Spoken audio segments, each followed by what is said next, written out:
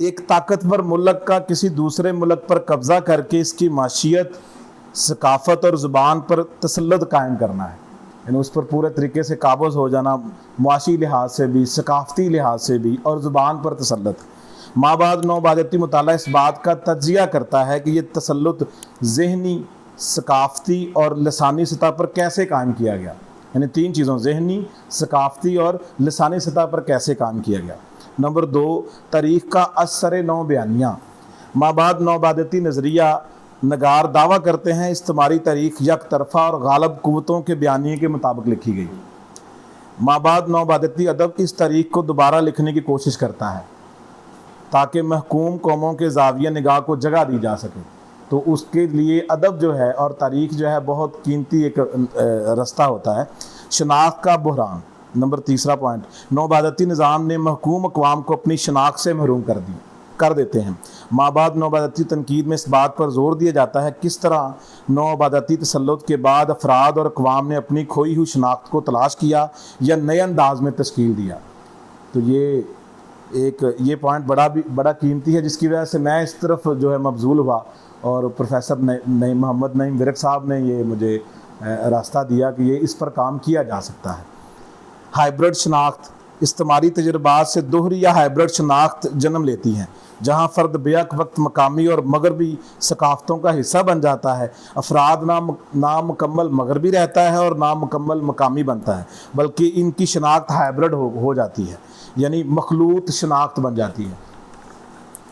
دیگر یا غیریت اور اجنبیت، مغرب نے غیر مغربی اقوام کو دیگر کے طور پر پیش کیا اپنے تمام لٹریچر کے اندر۔ نوآبادیاتی ادب محکوم کو پسماندہ، غیر مہذب اور کم تر دکھاتا ہے۔ مابعد نوآبادیاتی مطالعہ اس امتیاز کو بے نقاب کرتا ہے کہ یہ جو فرق انہوں نے بیان کیا ہے اس کا پردہ چاک کر دیتا ہے یہ مطالعہ، اور بتاتا ہے کہ یہ دوسرا پن استعماری حکمت عملی تھی اور کچھ بھی نہیں، نہ وہ ہم سے برتر ہیں نہ ہم ان سے کم تر ہیں۔ زبان کا مسئلہ، نوآبادیاتی طاقتیں مقامی زبانوں کو کمتر اور اپنی زبان کو برتر ثابت کرتی تھی۔ مابعد نوآبادیاتی تنقید زبان کے ذریعے ہونے والی فکری غلامی پر بھی گہرے سوال اٹھاتی ہے۔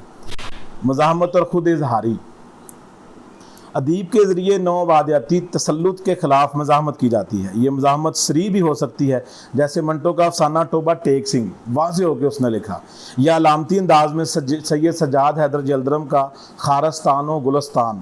مابعد نوآبادیاتی ادب میں استعماریت کے ظلم و ستم اور استحصال کے متخالف آواز بلند کرتی ہے۔